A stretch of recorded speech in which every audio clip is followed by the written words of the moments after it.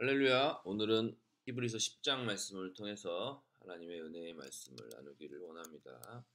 완전한 구원을 이루신 예수님께 믿음으로 나아가자 라는 제목으로 말씀을 나누기 원합니다. 우리가 지금까지 쭉 본 것처럼 고통받고 있는, 핍박받고 있는 유대인들에게, 다시 유대교로 돌아가는 그 유대인들에게 다시 한번 권면해 주는 말씀이죠. 분명하진 않지만 히브리서는 로마에서 썼다고 추측을 하고 있죠. 아마도 로마에서 얼마나 큰 핍박이 있었겠습니까? 이 복음에 대해서. 그리고 로마까지 오면서 사도 바울이 수많은 핍박과 환난을 또 당하고 또 보지 않았습니까? 본인도 이렇게 핍박을 당하고 고통스러워했는데 잠깐의 고통을 피하고자 영원한 구원을 잃어버리는 사람들을 보면서 안타까운 심정으로 글을 적은 것 같아요. 본문의 말씀은 크게 두 단락으로 나눌 수가 있는데요. 1절부터 18절, 그 다음에 19절부터 39절까지 말씀을 나눌 수가 있죠. 1절부터 18절까지는 율법을 완성하신 예수 그리스도에 대해서 설명을 하고 있고, 뒤에는 소망을 붙잡고 예수님께 믿음으로 나아가자. 특히 이제 8장, 9장 말씀을 통해서 본 것처럼 단번에 우리의 모든 죄를 사하신 예수 그리스도, 왜 그 예수 그리스도를 따라야 하는가를 계속해서 말씀하고 있습니다. 1절부터 18절도 크게 두 단락으로 나눌 수가 있죠. 1절부터 10절, 또 11절, 18절. 1절부터 10절까지 말씀을 보면은 우리의 왕이신, 우리의 소망이신 예수 그리스도께서 오셔서 하신 일이 무엇인가? 예수님은 하나님의 뜻을 행하기 위해서 오셨다는 것이죠. 1절 말씀에 보니까 예수님은 하나님의 뜻을 행하기 위해서 오셨죠. 계속해서 우리가 귀따갑게 듣는 말씀이 무엇입니까? 율법은 그림자라는 거예요. 결론은 율법은, 또 제사는 우리를 온전케 할 수 없다는 것이죠. 율법주의자들이 있죠. 모든 율법을 다 지켜야 한다. 우리 주변에도 완전하게 삶을 살려고 하는 사람들이 있어요. 빈틈없이 반드시 넘어지죠. 왜냐하면 완전하게 할 수 없기 때문이에요. 그것을 보면서 우리가 완전하지 않다는 것을 깨닫게 되는 거죠. 예수님을 처음 믿을 때 바르게 살려고 애썼을 거예요. 지금도 바르게 살려고 애쓰지 않습니까? 우리의 힘으로 그런 사람이 되려고 애썼을 거예요. 그렇게 성경처럼 살려고. 그러나 어떻습니까? 여전히 변화되지 않는 나의 모습을 보게 되죠. 율법으로는 우리를 변화시키지 못한다는 거예요. 제사는 우리의 죄를 완전히 사해주지 못한다는 것입니다. 그러니까 예언적으로, 그냥 상징적으로 주는 거예요. 율법의 제사는 해마다 우리의 죄를 깨닫게 하는 것이라는 거예요. 그러므로 제사를 주신 목적이 무엇입니까? 누군가 나의 죄를 위해서 피를 흘려야 한다는 것을 보여주기 위함이죠. 제사 제도는 완전하지 못한 거예요. 하나님은 제사와 예물을 기뻐하지 않으신다는 거예요.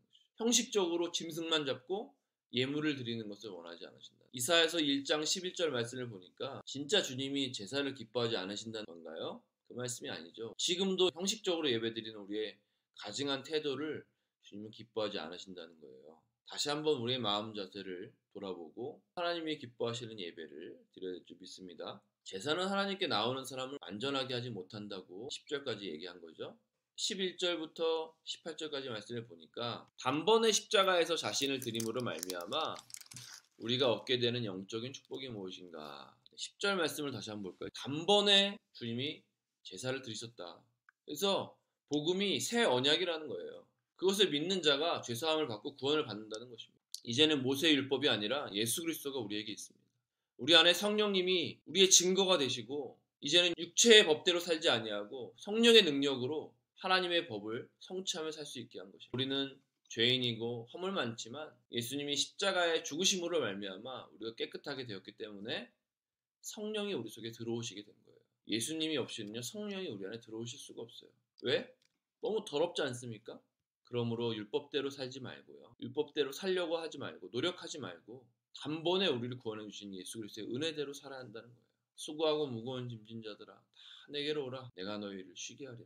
주님의 은혜 안에서 자유롭게 사시길 축복합니다. 은혜 안에서라는 말이 무엇입니까? 내 삶을 완전히 주님 앞에 드린 사람, 그러면요 율법에서 자유로울 수 있다는 거예요. 19절부터 39절 말씀은 어떻습니까? 권면과 이제 경고의 말씀으로 얘기하고 있습니다. 물러서지 말고 믿음으로 앞으로 나아가라. 19절부터 25절까지 말씀을 보니까 예수님 십자가에서 자신을 하나님께 드림으로 말미암아 완전한 속죄 제물이 되셨죠. 예수 그리스도께서 이 땅에 오심으로 모든 사람들이 죄사함을 받고 구원을 받게 된 것입니다. 형제들아, 우리가 예수의 피를 힘입어 성소에 들어갈 담력을 얻었나니 그 길은 우리를 위하여 휘장 가운데로 열어놓으신 새로운 산 길이요 휘장은 곧 그의 육체니라. 여기서 휘장은 무엇입니까? 1년에 한 번만 대제사장이 들어갈 수 있는 곳이죠. 이 성소와 지성소 사이에 휘장이 쳐져 있었는데 여기는 짐승의 피를 가지고만 들어갈 수 있었죠. 완전히 죄가 없는 사람만 들어갈 수 있었어요. 죄가 있으면 죽는 거죠. 여러분, 예수님이 돌아가실 때 휘장이 위에서부터 아래로 찢어졌다 그랬잖아요. 위에서 누군가 찢지 않으면 위에서부터 아래로 어떻게 찢어집니까? 하나님이 찢으신 거예요. 이제는 우리가 담대하게 그 지성소 안으로 들어갈 수 있게 하셨다는 거예요. 주님의 얼굴을 볼 수 있다는 거예요. 주님의 임재 가운데 거할 수 있다는 거예요. 누구든지 들어가서 기도할 수 있다는 거예요. 예수 그리스도를 믿으면 구원을 얻을 수 있다는 거예요. 누구든지 예수님을 믿으면 모든 죄를 주님이 용서해 준다는 거예요. 죄책감을 가질 필요가 없다는 거예요. 죄책감이 아니라 예수 그리스도를 소유해야 된다는 거예요. 그래서 사람들을 우리가 주님께로 인도해야 될 이유가 여기 있다는 거예요. 사람들을요, 죄의 사슬에서 풀어줘야 합니다. 사람들을 바이러스의 두려움 가운데에서 풀어줘야 한다는 거예요. 우리가 그 일을 해야 합니다. 정말 순수한 마음으로 하나님께 나아가시기 바랍니다. 어떤 조건을 가지고 복을 빌려고 하는 어떤 그런 마음으로 주님 앞에 나아가는 것이 아니라 정말 순수하게 하나님을 사랑하고 정말 순수하게 이 주님을 만나고 싶어하는 그런 사람들, 그런 마음으로 주님 앞에 나아가시기 축복합니다. 23절에서 25절까지 말씀을 보니까 우리 믿는 사람들이 어떻게 해야 하는가, 믿는 사람들이 바이러스가 창궐한 이 시대에 교회도 문을 닫고 다 문을 닫아버린 이 시대에 어떻게 해야 하는가, 믿는 도리대로 살아야 한다는 것이죠. 믿는 사람들끼리 서로 돌아보라는 거예요. 서로 일으켜줘야 한다는 거예요. 함께 모여서 기도하고 예배하라는 거예요. 자기의 문제에 빠지지 말라는 것이죠. 자기의 문제에 빠진 사람은요, 모일 수가 없어요. 모여도 다른 마음을 품습니다. 여러분, 우리는 자기 자신의 문제에 빠져 있습니까? 아니면 하나님의 임재 가운데, 은혜 가운데 거하고 있습니까? 자기의 문제에 빠져 있는 사람은 하나님의 임재 가운데, 은혜 가운데 거할 수가 없는 거예요. 자기의 문제에서 나오시길 축복합니다. 모이기를 패하지 말라 그랬죠. 진짜 행복은요, 만남에서 시작되는 거예요.